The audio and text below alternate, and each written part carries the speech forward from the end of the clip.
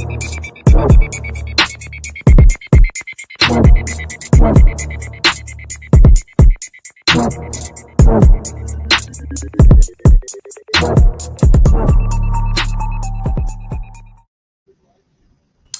welcome back. You're tuned into the Future Sports Talk Radio. We are Truth Be Told Sports Podcast. It's your boy King Hulie on the mic, and you know the vibes. Always with me is my homie, my A1 from day one, Hollowpoint. What's up, my dude? What's good, man? What's happening?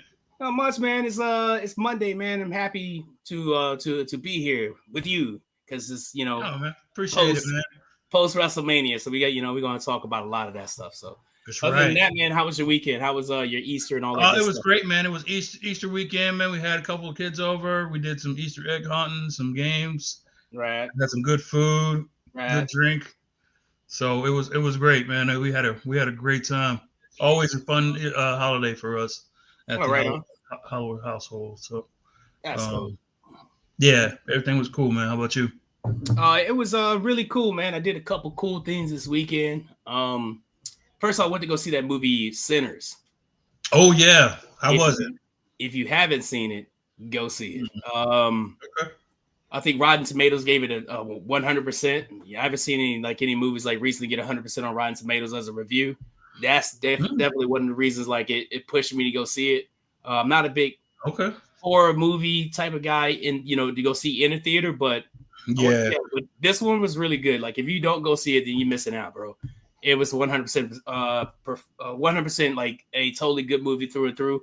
Well written. The cinematography was great. The music was great.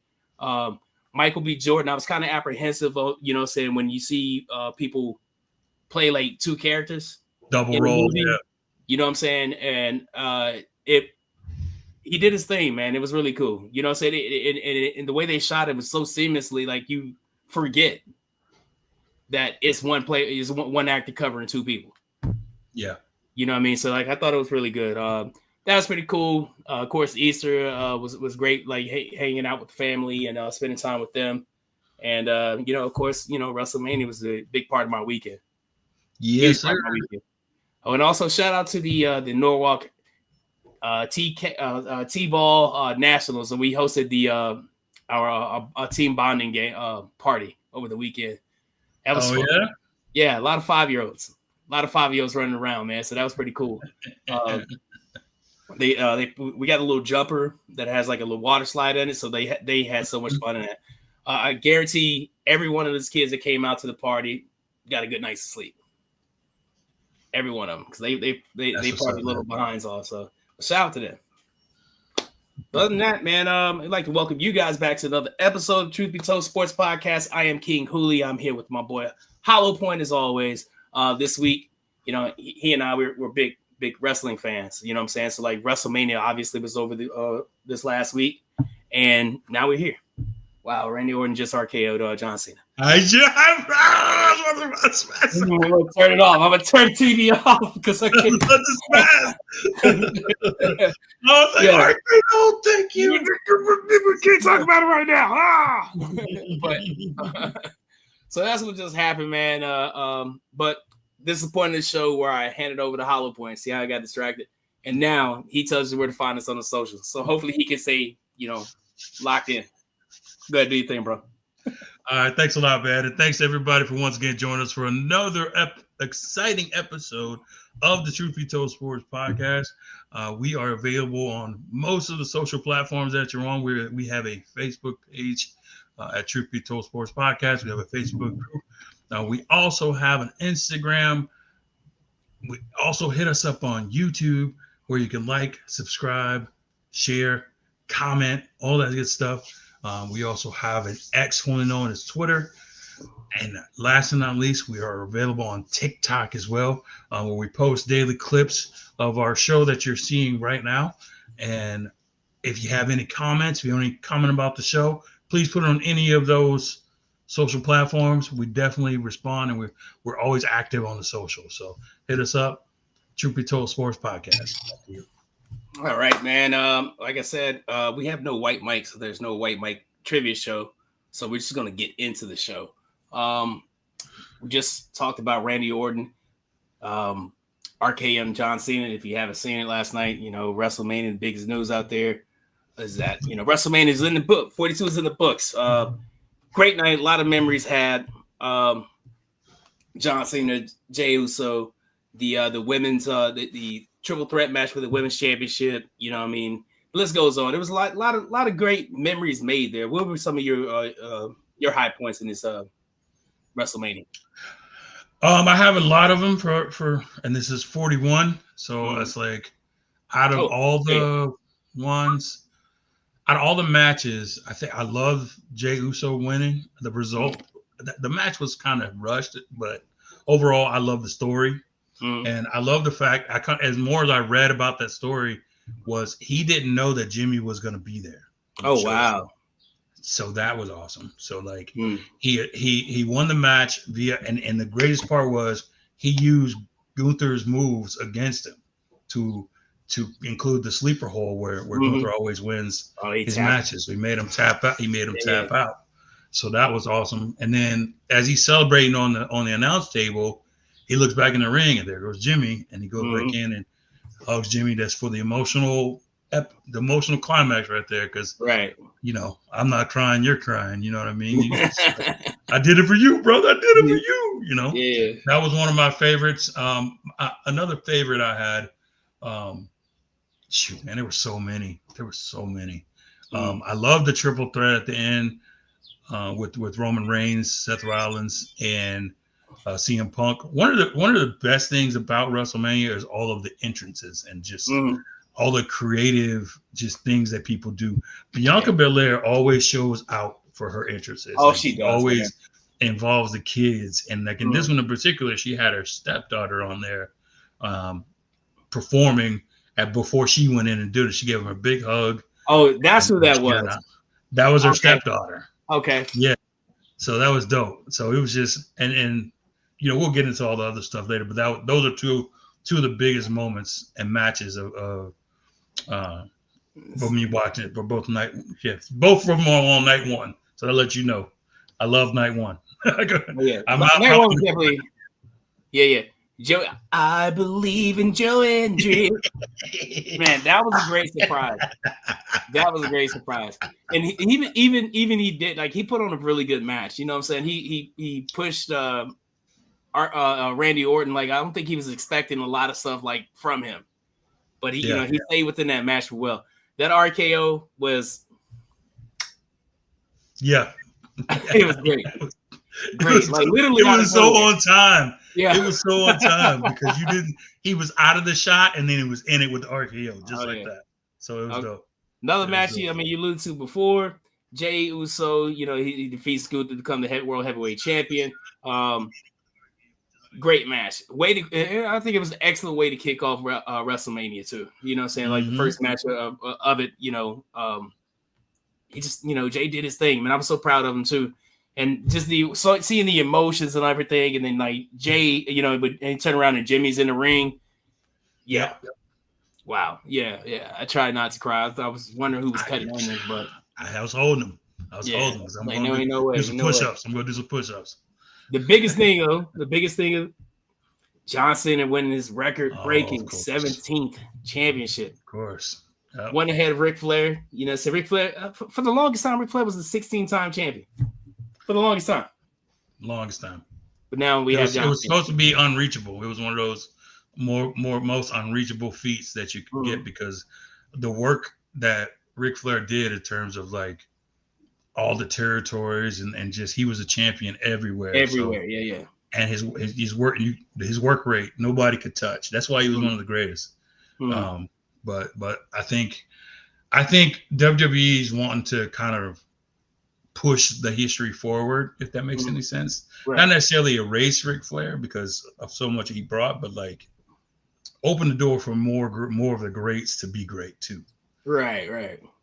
You know what I mean? Because Cena himself has said, hey, he's got to the end of this year and then he's retiring. So he's not going to do no more comebacks, none of that. This is it for him. So, and I'll be remiss if I didn't say he was probably, before this little heel situation, he was probably one of my favorites.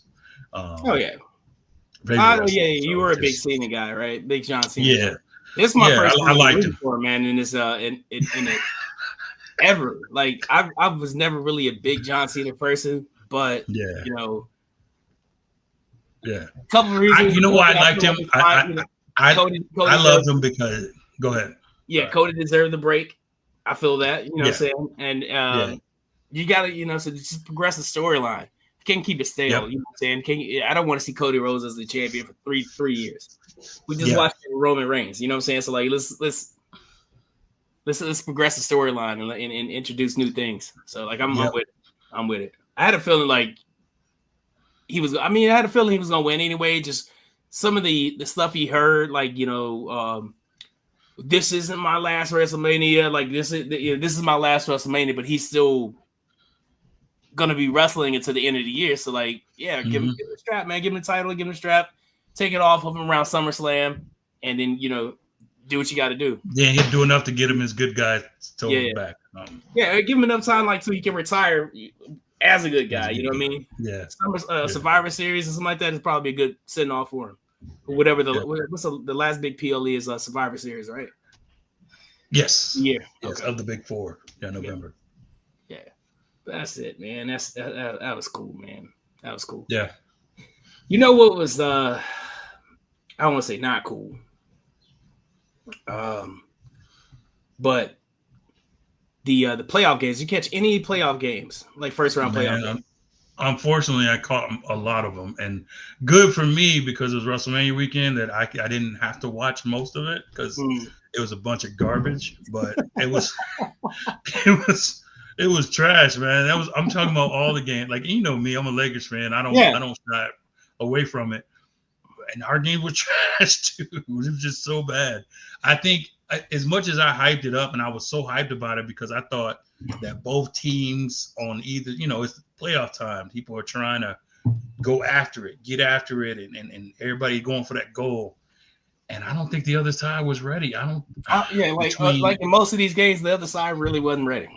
It was just like it felt like a lot of give up, man. It was between turnovers and just. Yeah. Maybe they were thinking this is game 82. Right. You know what I mean? Maybe. I don't know. It's just it's hard to turn that button up when you ain't already there. Golden State been in playoff mode for about 2 weeks now. 3 weeks. So they've been fighting for their life for about 3 weeks. So they're kind of accustomed to it already. So but teams like Miami and teams like the first game ones, of course I said the Lakers, the Pistons, and they, people like, the Pistons are going to be this, that, and the third. And it's like, okay, I'm ready. I'll watch. And it's nope. Let's go. The only game that was of substance was the Clippers and the Nuggets. That was the best game of the weekend.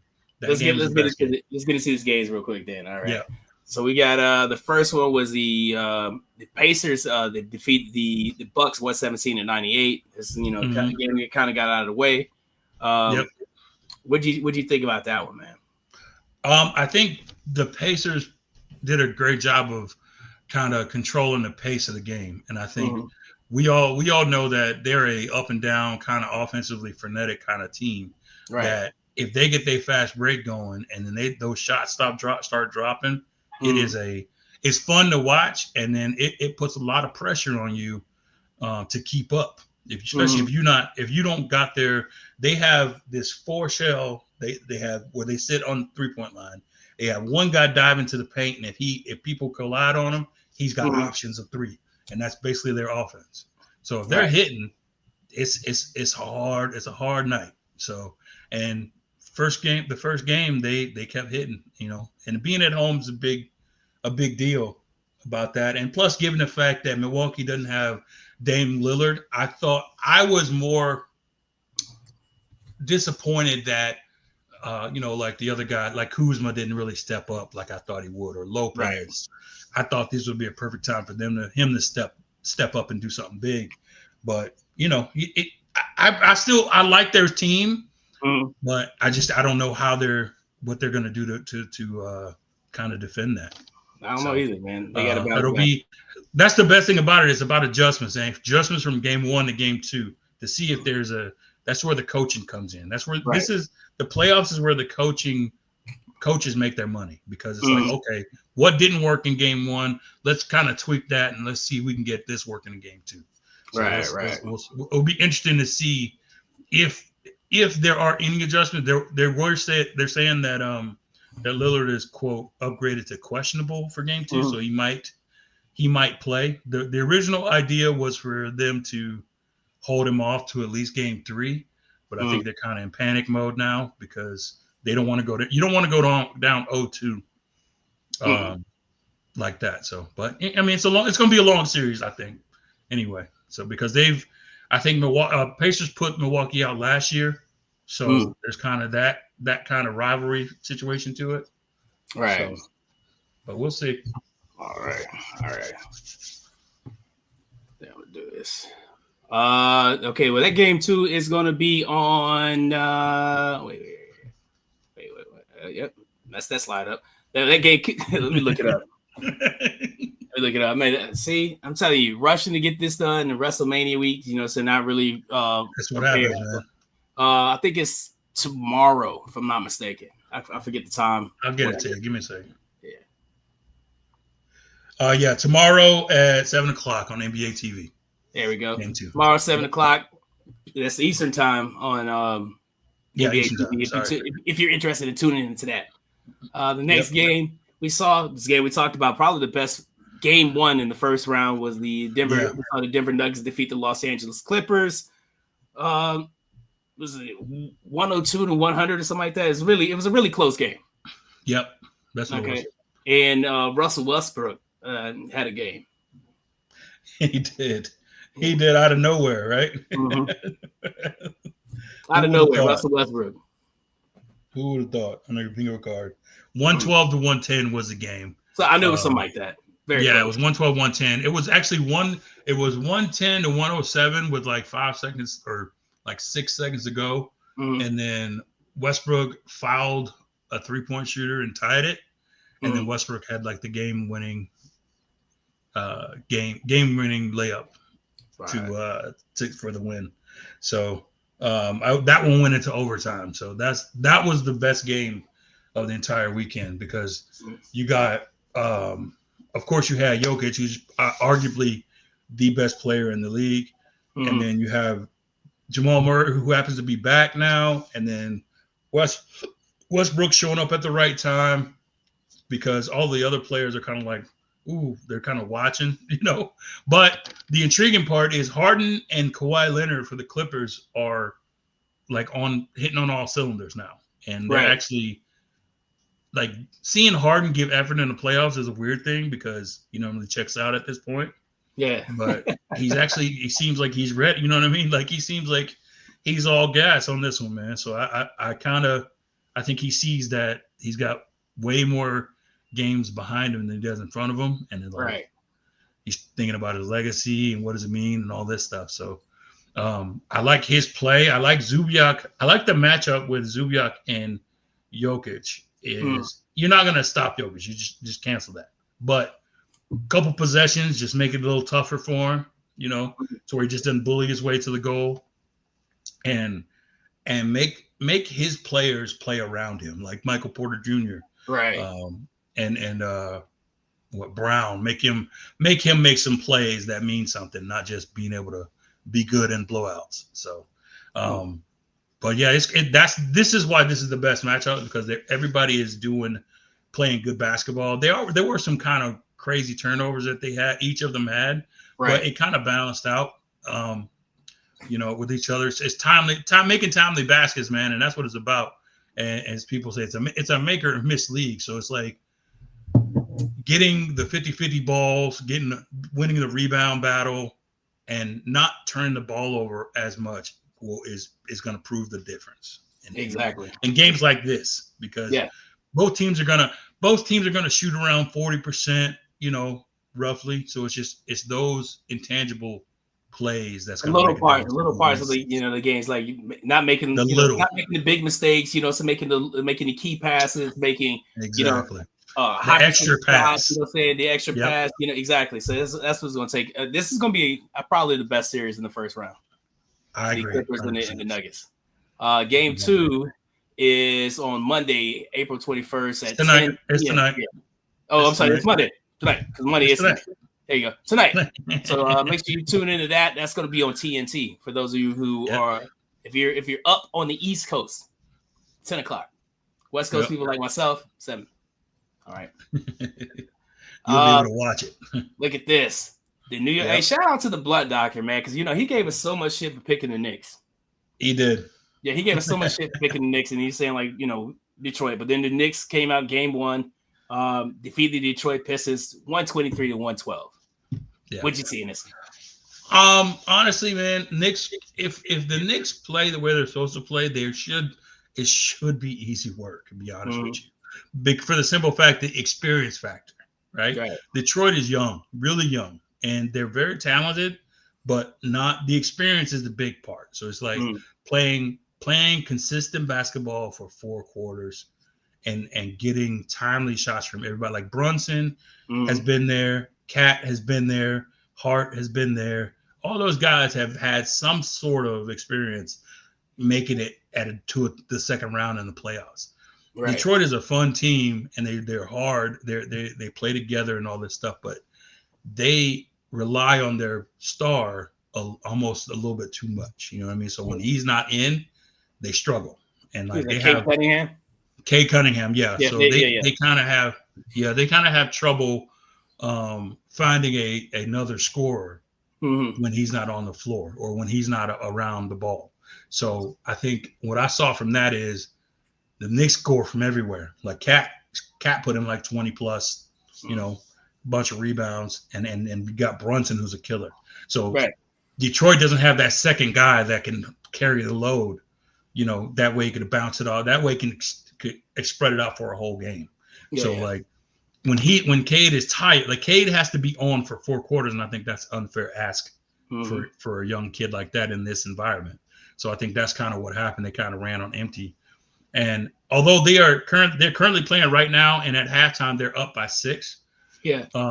I think the Knicks it's a marathon, not a sprint, right? So it's just like as long as you can hold on, and then just win it at the end, I think you'll be fine. Detroit. Now, don't get me wrong. Like I said, we picked the Knicks. I picked them in 6. Okay. I'm pretty sure I picked them in 6. So I think that was the general consensus of the show. I don't think anyone said like 5 or anything. No, I didn't say. I think 5. It's gonna be a 5. I think I said 6. I had to go back and look at the tape. You know what I mean?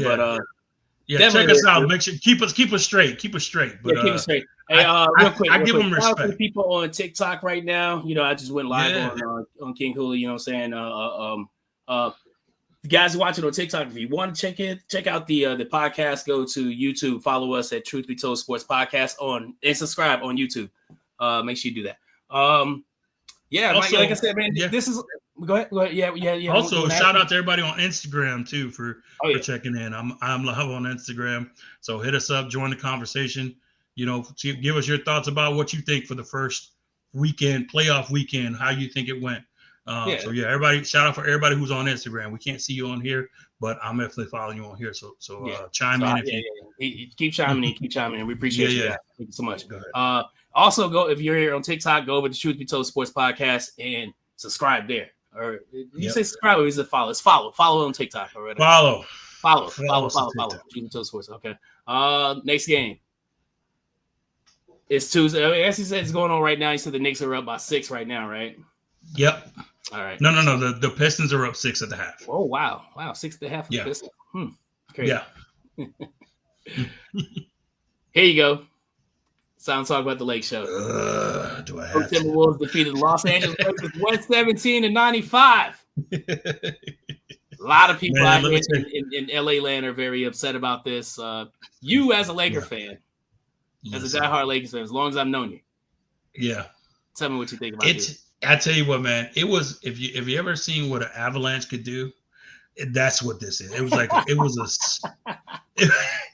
was like a snowball effect. It just kept getting bigger and bigger. Like it started off real good, and then it was just like it fell off a cliff and just kept getting worse and worse.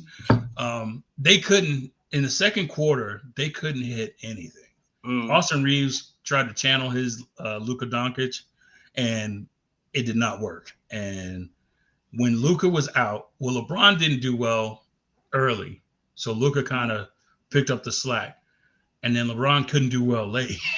So Austin Reeves tried to pick up the slack, and he did not do a great job. Get it there. As a matter of fact, nobody could hit a shot, right? And then on top of that, Minnesota from the second quarter on couldn't miss a shot. So it got real bad real quick because, and it wasn't even the main thing was it wasn't even Anthony Edwards doing most of the damage. He was the catalyst for it because the defense would focus on him primarily, and he become more of a distributor, right? So you have most of his guys getting all the love, right? So it was trash. I mean, I was I was so mad, man. I was sitting there, I was cussing them. You mother, come on! I was so mad. Hit the I bet you were, bro. You can hit a shot. You're not the only one.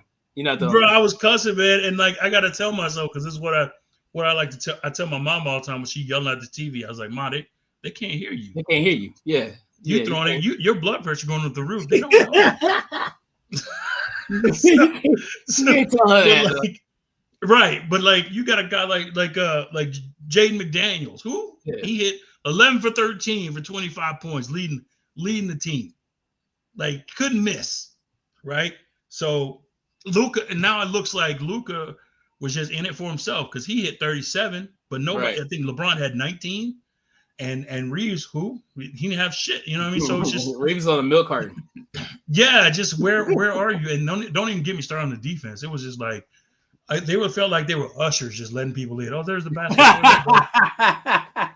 There's the popcorn. Go ahead. So yeah, it was very frustrating. Watch your step. Watch your step. Right. Watch your step. Yeah. They're your seats. 3 and 4 right there. There you 3 and 4 right there. Just letting them go to the basket. Just boop, boop, get you some. So yeah, that was my experience, man. So that's crazy. That's crazy. So, game, but it's still Lakers in 5. Forget all y'all. They just gotta win the next 4. What are the keys to winning the next 4 games, or at least? You gotta hit shots. You can't turn the ball over. You gotta hit shots. I've given up on the fact that they got to play better defense. They're not going to play better defense. I know that. I've given that up. Yeah. No, because the way they play defense, somebody's going to get an open shot. They're just hoping he misses. That's the way they play. They key in on the guys who can shoot really good, and this the one guy who supposedly can't shoot well is they let him take the shot. So if that guy hits the shot, what do we do now? You know, that guy was Jaden McDaniels, and he was 11 for 13. You know what I mean? So it's like, what do you do? But it's not much you can do. But you got to hit shots. If you hit shots, you rebound, and you don't turn the ball over, you got a better chance to win than not. So that's what I think the difference should be. All right. Well, game 2 will be on Tuesday, tomorrow, April 22nd at 10 p.m. Eastern time on TNT. And of course, Minnesota's 1-0 in that series. The next one, the one I never wanted to see happen. And see, I'm gonna defer to you on this one, man, because I didn't. I think I was too jaded in so many bad games in a row. I had to take a break, man. For real. I just followed the score. I followed the score in this one too, you know what I'm saying? Because obviously, clearly WrestleMania, I was busily watching that. I didn't want to watch it. If you tuned in last week, you heard me say I wanted them to lose Chicago. What happens? They blow out Chicago. They, being the Miami Heat, blow out the Chicago Bulls, and then they play a really good game against the Atlanta Hawks, who I thought they would just walk through. But apparently, they want to continue to play basketball. And Cleveland's very hot. Miami started out okay, but then, you know what I'm saying, once Cleveland got that lead, it was a wrap. Cleveland defeats 121. It's 100. Like I said, I didn't watch the game. I don't have like any in-depth analysis. I could tell you that Drew McIntyre was whooping Damian Priest's ass right around that point. But I wasn't gonna watch this game because I mean, as much as I love the Heat, I don't want to see. I think you're already checked out of the season. Yeah, I already checked out of the season. Yeah. Yeah. So like As much as I love the Heat, I don't want to sit here and watch them be embarrassed this way. And it's going to get worse because Cleveland is really, really good. Like, they are really good. They're good everywhere, too. Yeah. They got depth. They got big men. They got shooters. Big men, they got shooters. They got people who don't turn the ball over. They're very careful with that. They got everything. A lot of unselfish. And they got the superstar and Donovan Mitchell. So it's just, a lot of unselfish plays. You know, we talk about the extra pass. Those guys, they're smart, and I think, you can have having the athleticism is one thing, but having the what they call the basketball IQ is another thing. You have both of them. That's a recipe for a championship. You get a team that plays team ball like that. I can see them in the finals. Yeah. Shout out to my brother who's chiming in on Instagram. He says that Cleveland and Boston are going to be the game to watch. I agree. Yeah, that's going to be in hopefully the conference finals. I say hopefully. It's definitely. I think it's from seeing what I've seen. Is definitely looks like it's going to be the matchup. So I can't wait for that matchup when it actually happens. But we got to play these games. So let's got to get through them. If anything, I think it's good practice for them to say.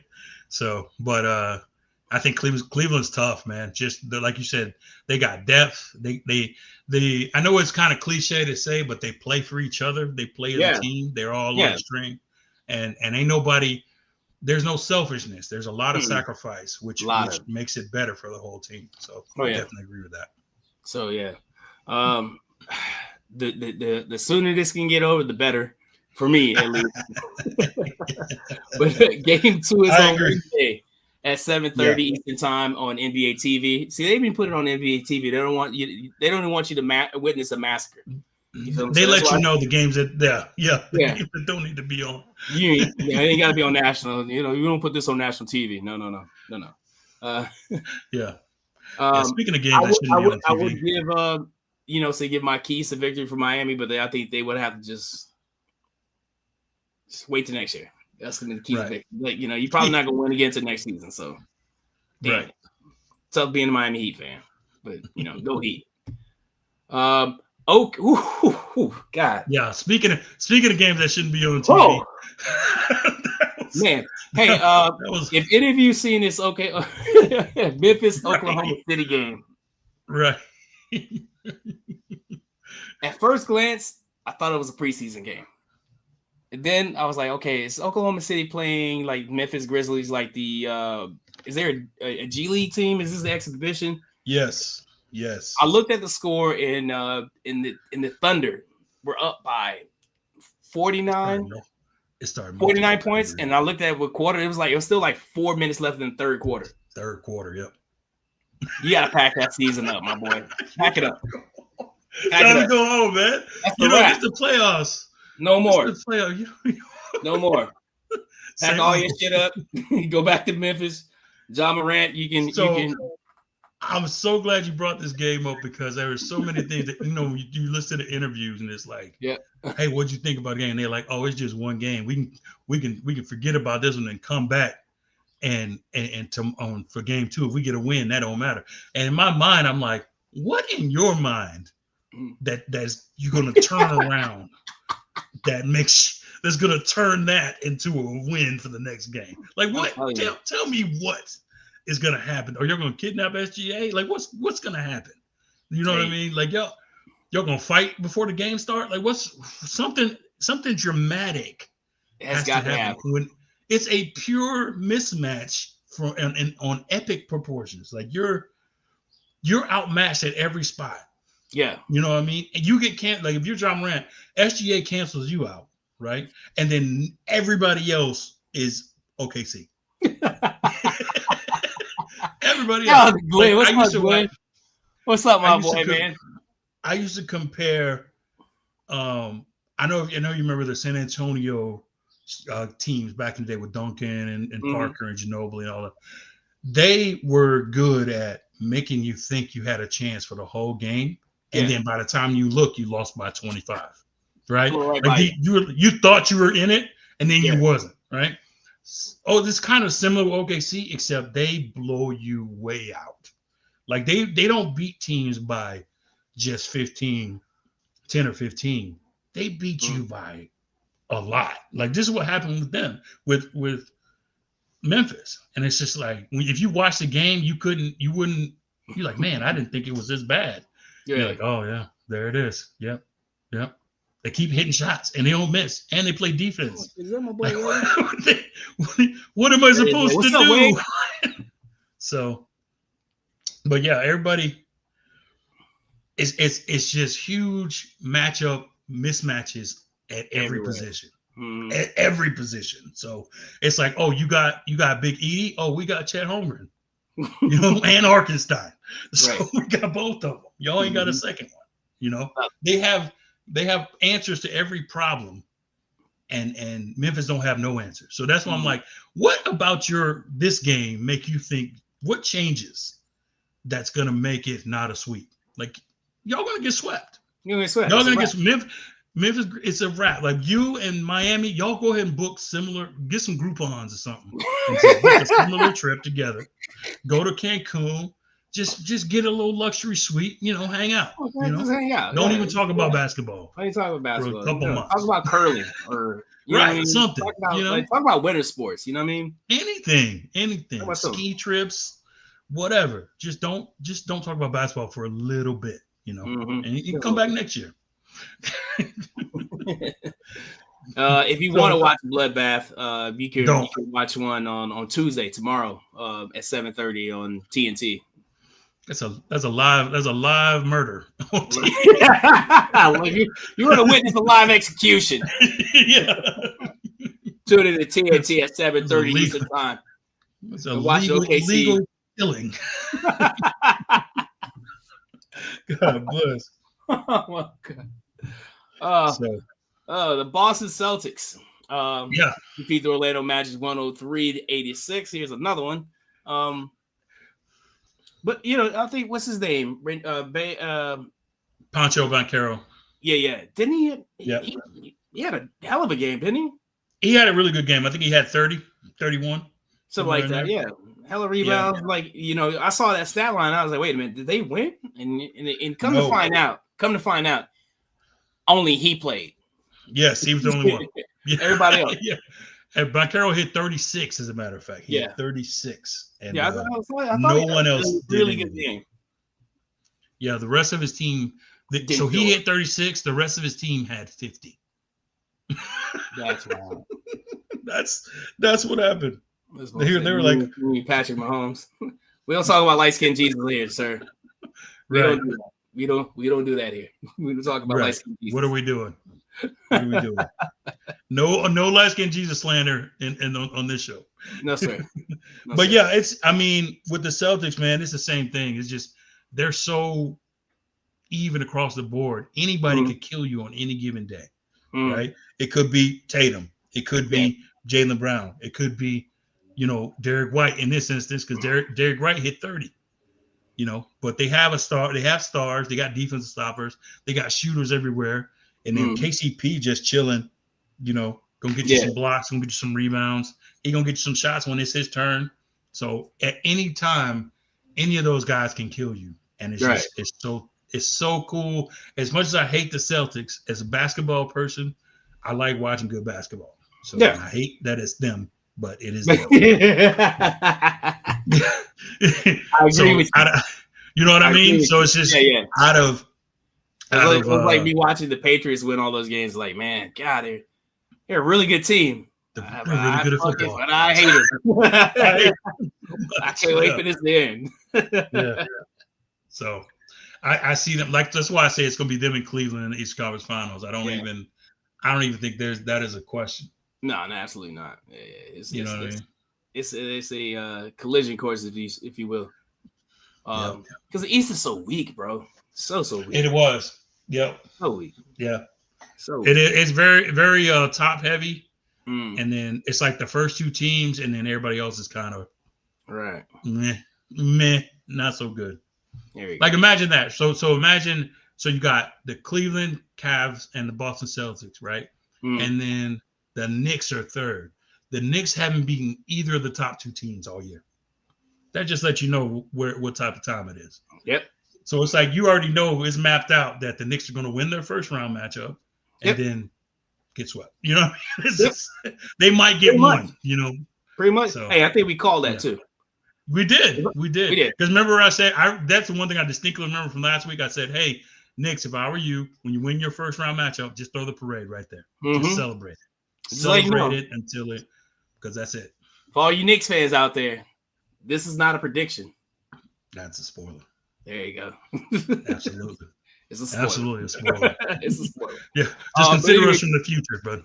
Game two, Orlando Magic versus the Boston Celtics, Wednesday, April 23rd, 7 p.m. Eastern Time on TNT. If you want to witness the rest of this sweep, let's move on.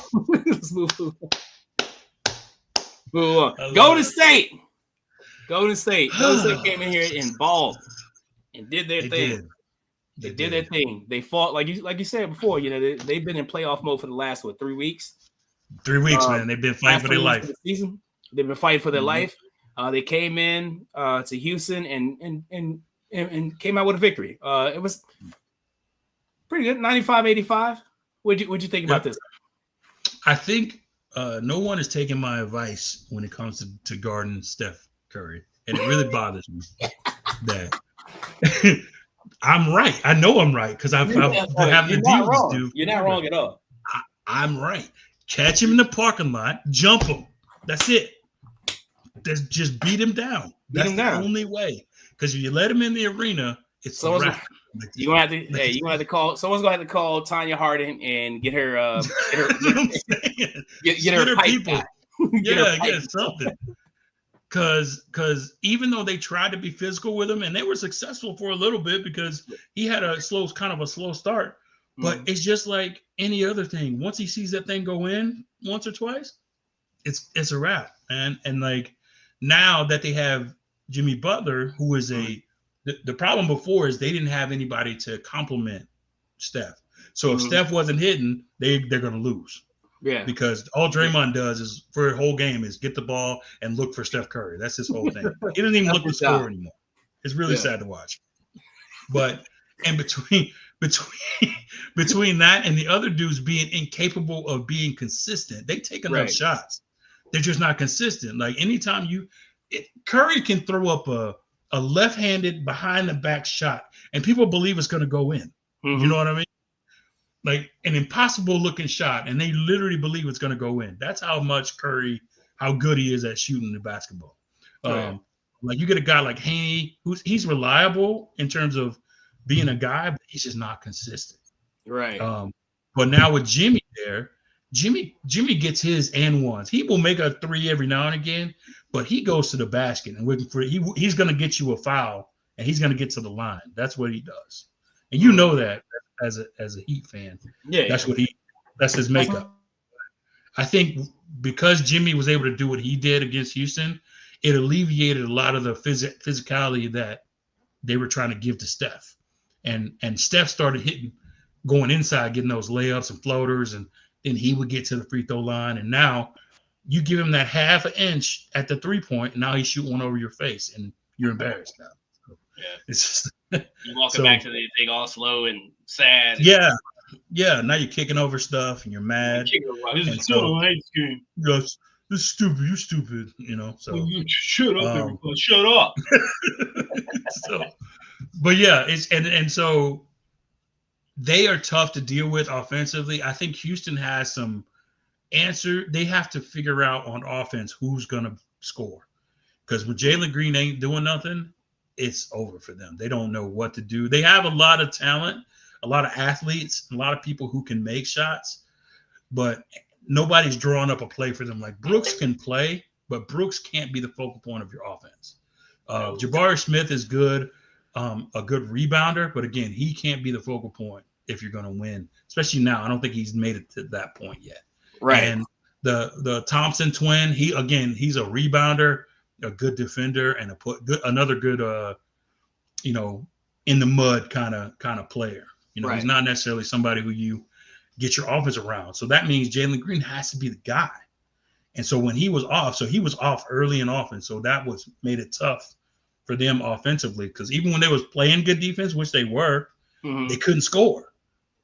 So, and if they can't score, it's going to be a long or a short series for them. So they're going to have to turn around this second game. Hopefully they can. This is one I feel like. And then when the game started getting away from them, Houston couldn't hit nothing. Yeah. Yeah. Yeah, that's what I'm saying. It was like a lid panicked on the rim. It's like they panicked. Yeah. And Houston is still like, even though they're talented, they're still a youthful team, very young team, inexperienced. Yep. And you saw that inexperience in this in that game, in that first game. Yep. Game 2 will be on Wednesday, the 23rd at 9:30 Eastern time on TNT. If you want to check that out. Yep. We got this already. Yeah. All right. Hey, the draft. The draft is popping up. Yeah. You excited about it? No. No.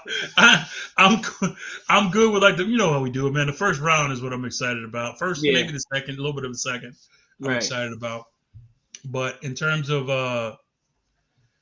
when they do all the deals, I don't think it's going to be a lot of deals done, man, to be honest with you, because all the trading in the first round is usually predicated when they have a lot of quarterbacks that people want, right? I don't think that's the case this year. I think with as low a grade as Cam's going to go first, Cam Ward's going to go first, and then Shador's either going to go 9th. He's either going to go 3rd to the Giants, 9th to the Saints, or like 21st to the Steelers. You know what I mean? It's just, he could go anywhere from there. Anywhere. And I think that's going to determine how early the other quarterbacks are going to go. You know what I'm saying? Because all of a sudden Milroe's a good choice. Did we forget his last like 4 games in playing college football, or no? Did he somehow get better somewhere? Did he play other games? I don't know. No. But he didn't. Anyway, that's what bothers me about the draft sometimes is like his last how does your opinion? And he's had like, you know what I'm saying? He's had some games like beyond those 5 games that weren't that great either. You know what I'm saying? So like, right. So I guess my point is these people have these opinions that change based on what?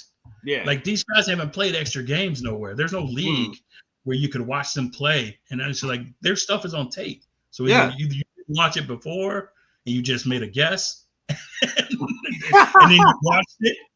And then you watched it and you was like, oh, okay, well. But it was just weird to me sometimes how Shador was like up here. And then by the time like 2 weeks later, it's like, well, I don't know. He doesn't have this. Then I don't know. He doesn't have that. And then Milroe comes. Oh well, he's real athletic and he can do this. He can throw the deep ball. It's like, well, we knew that. Yeah. But what he couldn't do is he can't make reads. And his mid game, he's not accurate. So what are we talking about? So it's that part's gonna be interesting. Once Shador falls, where all the other quarterbacks gonna fall. That's gonna be the interesting thing. So you're talking about Milroe and the Dart, where he's going to fall because all of a sudden he's a good quarterback. That's weird.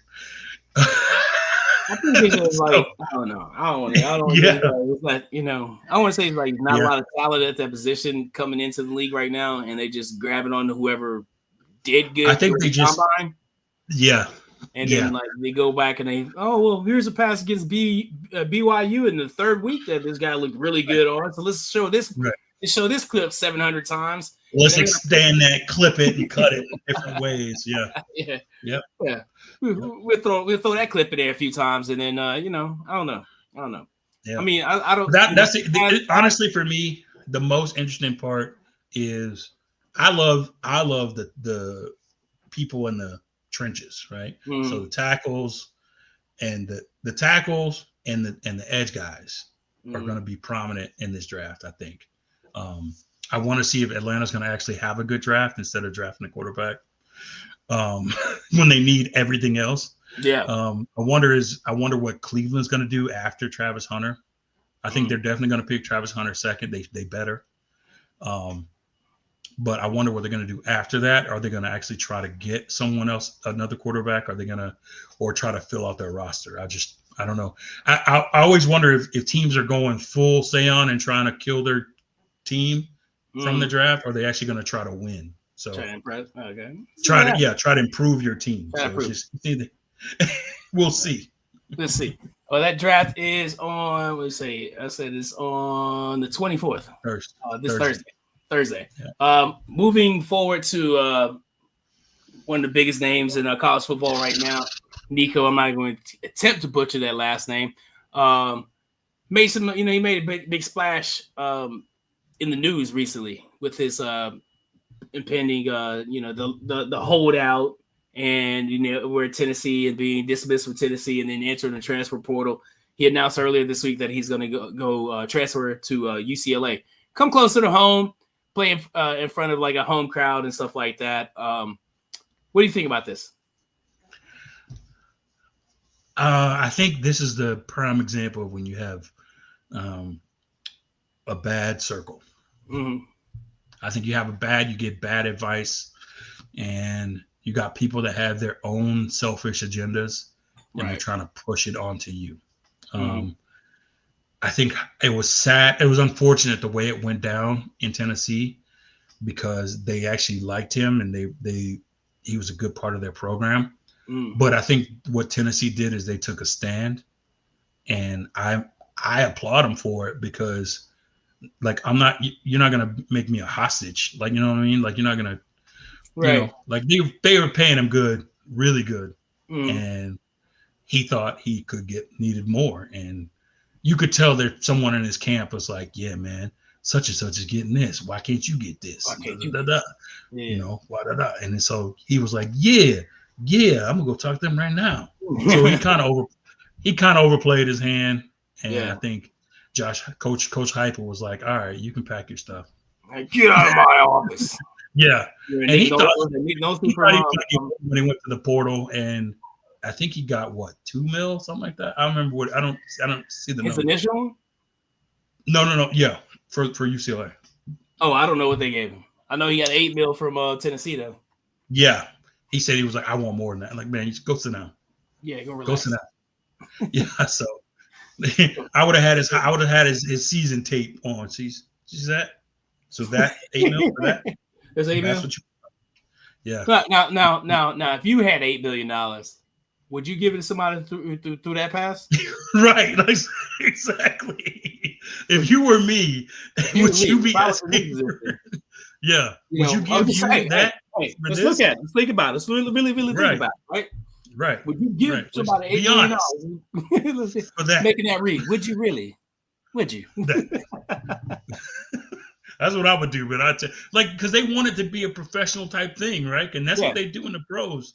When you start going in and asking for extensions and all that stuff, then they start pulling the tape up. Okay, well, let's look here. Let's look here. Let's look here. So that's a fumble. Okay. Okay. Did you mean to throw it to that guy? Yeah. Did we change color schemes? I don't think we did. I don't think we did. So, but yeah, I think he overplayed his hand, and he overplayed his hand, and he got. I mean, I won't say he got what he deserved, because no one deserves like that. But he got what was coming to him, I guess. So we actually had good luck in UCLA, I guess. I don't know. Yeah, good luck. Good luck in try to win the Big Ten championship. That's right. You're right. Big Ten. He's in purgatory, football purgatory right now. So we actually had a follower chime in and ask us a question. Apparently she feels that the NIL deals are ruining college football, and not only ruining college football because they're making the ticket prices go up. Oh wait, let me go back. That's not it. Okay, well, I guess I didn't put it in there. Keep it there. Yes, I did. So let me get your thoughts on the NIL deal and the impact that it's having on ticket sales. What sense do you make out of that? So you got to look at it, and if you've played any kind of franchise owner on Madden or any kind of thing, you got to look at it as a franchise owner, right? Mm-hmm. So with with paying the players now being such a prominent thing, the money got to come from somewhere, you know. And it used to be, you know, boosters this, you know, sponsorship that, which paid for everything to be done, and you didn't really rely on ticket sales per se. It was, I won't say rely. You didn't like.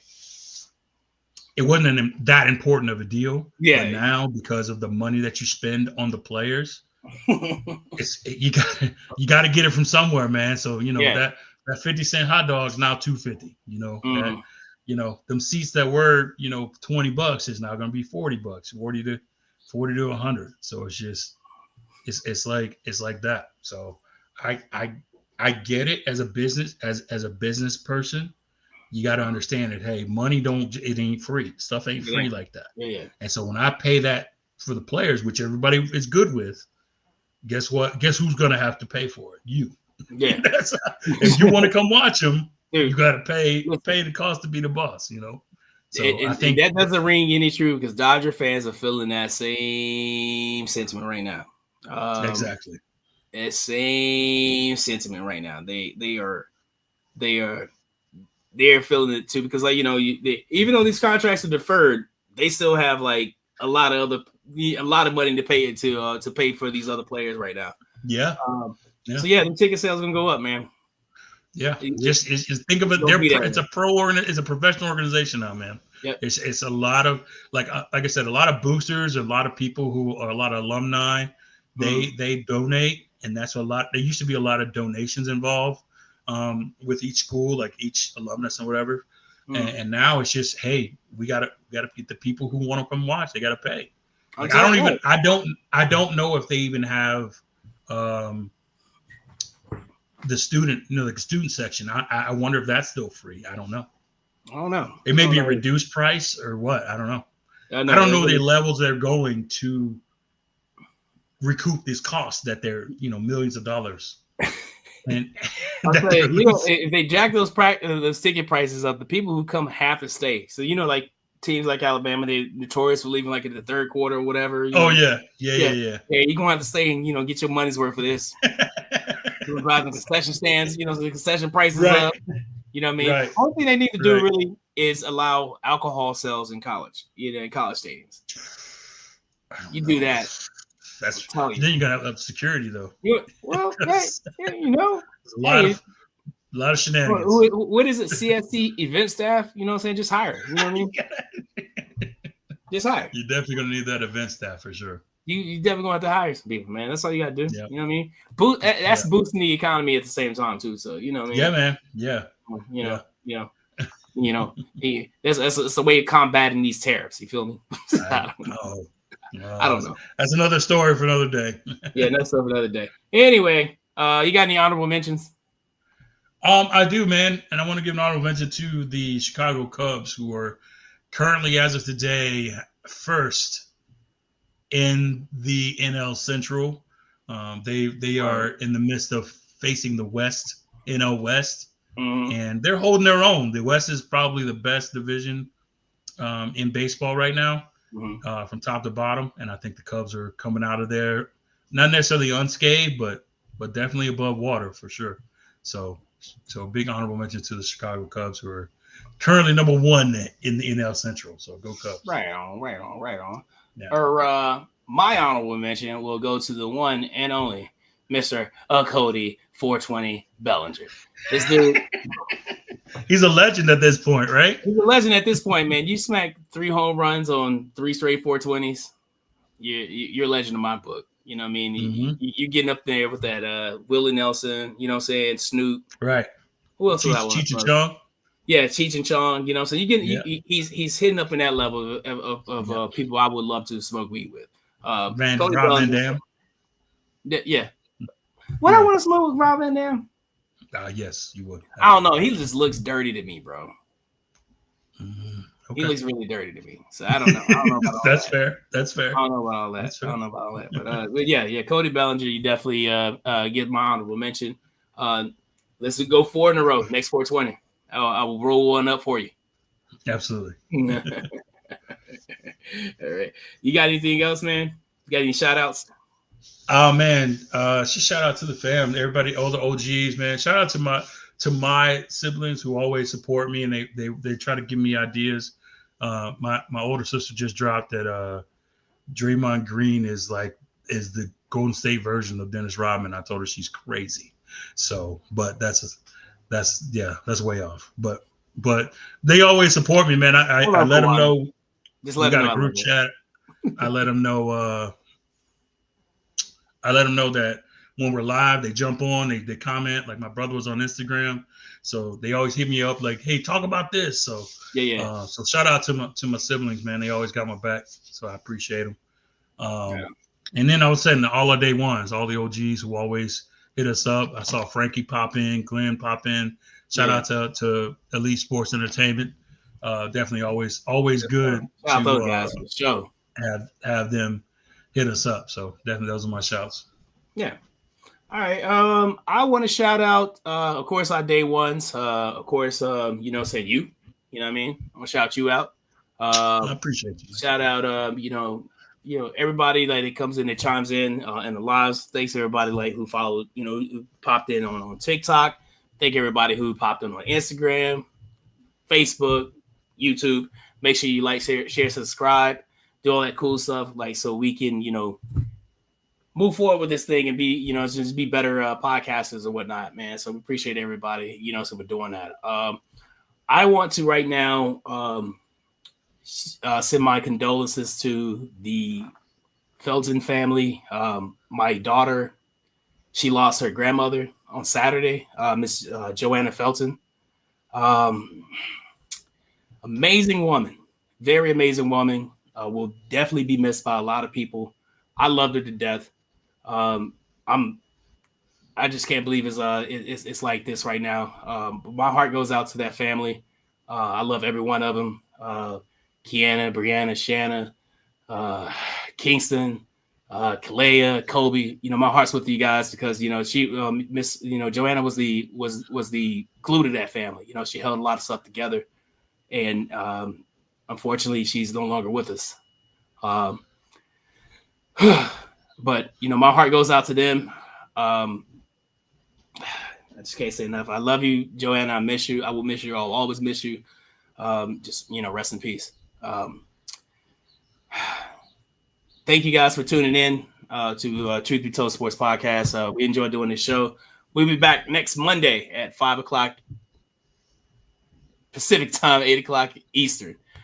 Make sure you tune in. Shout out to everybody again for joining us on TikTok, for the people who chimed in on YouTube, people chimed in on Facebook, people chimed in on Instagram. Keep following us, and we're gonna keep putting out these hitters. Keep showing us support, and we're gonna keep putting out these episodes for you guys to enjoy. I have nothing else. So for Hollowpoint, I am King Hulie. We are Truth Be Told Sports Podcast. Rest in peace, Kobe. Right here. Peace.